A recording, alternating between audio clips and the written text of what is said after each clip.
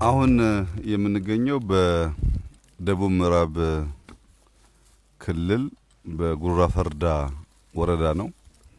ጉራ ፈርዳ ወረዳ በለምነቱ በሚያመርተው ቡና እንዲሁም በልዩ ልዩ እርሻ ምርቶች የሚታወቅ አካባቢ ነው።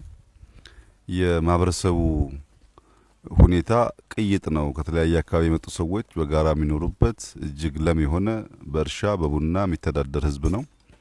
ነገር ግን በኢትዮጵያ ባለው ባህል የተነሳ ምንም ቡና አምራችና ሻጭ ቢሆንም አርሶ አደሩ የኑሮ ዘዬው በሚጠበቀው ደረጃ አይደለም። ከዚህ ቀደም የተሻገረ ገጠርን ንፍጠር ያልነው ቡናም ለቅመን ስንዴም አምርተን በቆሎም አምርተን መጨረሻ ላይ ለዜጎቻችን የኑሮ ዘዬ መለወጥ ያለውን እንድምታ ማየት አግባብነት ስላለው በከተማ የጀመርነውን የኮሪደር ስራ ወደ ገጠር እናምጣ ብለን በሁሉም ክልሎች በሁሉም ዞኖች እንደዚህ ያሉ አዳዲስ የተሻገሩ የገጠር መንደሮች እየተሰሩ ይገኛሉ። ባለፉት ጥቂት ወራት እኔም ብዙዎቹ ጋር መድረስ እድል አግኝቻለሁ። ዛሬ በደቡብ ምዕራብ ያየነው የተሻገረ የገጠር መንደር ወይም የገጠር ኮሪደር የሚያስደስተው ነገር ሰዎች በሳሎንና በመኝታ ቤት፣ በመጸዳጃ ቤትና በመኝታ ቤት፣ በከብቶች ማደሪያና በሰዎች ማደሪያ፣ በኩሽናና በሰዎች ማደሪያ፣ የጓሮ አትክልት፣ ሌማት ዶሮን ጨምሮ ላም፣ የላም ወተት፣ ማር በእያንዳንዱ ቄ ጓሮ የማየት እድል አግኝተናል። ይህንን ጉዳይ በሀገር ደረጃ እንደየከባቢው ተፈጥሯዊ ጸጋ መጠቀም ችለን የዜጎቻችን ህይወት መቀየር ከቻል የተሟላ ብልጽግና እናመጣለን ማለት ነው። አንድ ሰው መብራት አለው ማለት ዜና ቲቪ ይሰማል ማለት ነው። ኢንፎርምድ ነው ማለት ነው። ኢንፎርሜሽን ያገኛል ካል ስልክ አለው ማለት ነው። ስልክ ካገኘ ከወዳጅ ዘመድ ይገናኛል ብቻ ሳይሆን ይነግድበታል፣ ይበደርበታል፣ ያለውን ምርት ለማውጣት የዋጋ ሁኔታ ያጠናበታል ማለት ነው። ኢንፎርምድ የሆነ ማህበረሰብ ወይም አርሶ አደር ያመረተው ምርት በደላሎች እንዳይነጠቅ በተገቢው ዋጋ ለመሸጥና አትራፊ ለመሆን ያግዘዋል።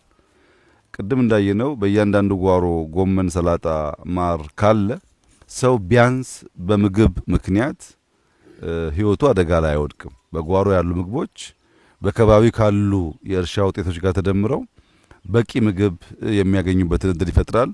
እዚህ ጉራ ፈርዳ የተሰራው የገጠር ኮሪደር ከሌላ አካባቢ ለየት የሚያደርገው የራሱ መዋለ ህጻናት ደግሞ አሉት። ልጆች እዚሁ ሰፈር ውስጥ መዋለ ህጻናት ተምረው ከዚህ ከፍ ሲሉ ወደሚቀጥለው ከተማ ሄደው ኤሌመንተሪ ስኩል የማግኘት እድል አላቸው።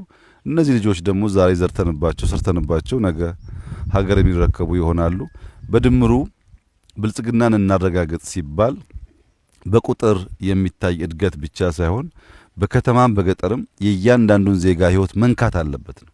የዜጎች ህይወት ሲነካ ለውጡ የሚጨበጥ የሚታይ ሲሆን ሰዎች እየተነቃቁ እየተጋገዙ ይበልጥ እያሰፉ ይበልጥ እያሳደጉ የማይቆም ቀጣይነት ያለው እና ጥራት ያለው እድገት ማረጋገጥ ይቻላልና ጅማሮ በጣም በጣም ጥሩ ነው። ደቡብ ምዕራብ ብዙ ፖቴንሻል ያለው ክልል ነው። ሀብታም ክልል ነው። ይህ ክልል ሀብቱን መንዝሮ ዜጎች ተጠቃሚ እንዲያደርግ ቅድም ሱርማ ላይ እንዳየነው በዚህ ሁሉ ሀብት ውስጥ ገና ያልተቀየረ የኑሮ ዘዬ ደግሞ እንዳለ ያሳያል። በዚህ ሁሉ ፖቴንሻል ውስጥ ዜጎቻችን አሁንም ማስተማር፣ የኑሮ ደረጃቸውን ማሻሻል፣ ቤታቸውን መቀየር ያስፈልጋል። እኛ ሁሉን ሰርተን አንችልም። እዚህ ጋር የተሰራው ሳምፕል ነው። እያንዳንዱ አርሶ አደር በአካባቢ ባሉ ማቴሪያሎች የራሱን ቤት ወደዚህ ደረጃ ማዘመን አለበት የሚል የሰርቶ ማሳያ ተደርጎ መውሰድ አለበት። አሁን ይሄ የተሰራው በጠቅላይ ሚኒስትር ቢሮና ተጠሪ ተቋማት ትብብር ነው። እዚህም ጉራጌም ባህር ዳር ላይም ኦሮሚያም አንዳንድ አካባቢ ግንጪ አካባቢ በየቦታው ሳምፕል እንዲሆን የኛ ኦፊስ የጀመራቸው ስራዎች አሉ። የክልል መንግስታት የጀመሩ ስራዎች አሉ። የዞን አመራሮች የጀመራቸው ስራዎች አሉ። እነዚህ ሲደመሩ እና እየተበራከቱ ሲሄዱ የምናስበውን የተሻገረ ገጠር ለማረጋገጥ ያግዛሉ። በዚህ አጋጣሚ ይህንን ስራ ያስተባበሩ እንደዚህ ያለ ስራ እንዲሰራ ጥረት ያደረጉ የእኛን ቢሮ አመራሮች፣ ሰራተኞች ማድነቅ ማመስገን እፈልጋለሁ። ከዚያም አልፎ በክልሉ በተለይ ይህንን ስፔሲፊክ ኤሪያ ፕሮጀክት ወስዶ ባጠረ ጊዜ ውስጥ እንደዚህ ያለ መንደር መስራት የቻለውን ወጣት እና የተባበሩትን የአካባቢ ሰዎች በሙሉ ማመስገን እፈልጋለሁ። አደራ ማለት የምፈልገው ግን ይሄ በቂ አይደለም። ይሄ ማሳያ ነው። እያንዳንዱ አርሶ አደር ቡናውን ሽጦ በዚህ ዲዛይን መልክ ቤቱን ለመስራት የሚያስችል አቅም አለው። ብዙ ውድ አይደለም፣ እንዳያችሁት ሀሳብ ነው የጠፋው እንጂ ማቴሪያሉም ሎካል ነው። የሚሰሩ ሰዎችም እዚሁ ያሉ ናቸው። ከሞላ ጎደል አብዛኛው ነገር እዚህ አለ። ግን መብራት ያለው፣ ቲቪ ያለው፣ ስልክ ያለው፣ ራቅ ባለ ቦታው መጸዳጃ ቤት ያለው ሰው ከተበራከተ በሽታ ይቀንሳል ወይም ይጠፋል ማለት ነው። ሚማር ትውልድ ካለ ፈጠራ ያድጋል ማለት ነው። እንደ ሀገር የምናስበውን ነገር ለማሳካት ስለሚያግዝ የዚህ ከባቢ አመራሮች በዚህ ሳትዘናጉ፣ በዚህም ሳትኩራሩ፣ ይሄ ማሳያ እንጂ ካለን ፖፑሌሽን አንጻር ምንም ስላልሆነ በስፋት አጠናክራችሁ እንድትቀጥሉ አደራ ማለት ፈልጋለሁ። በመላ ኢትዮጵያ እንደዚህ ያሉ ጅማሮች ተጀምረዋል።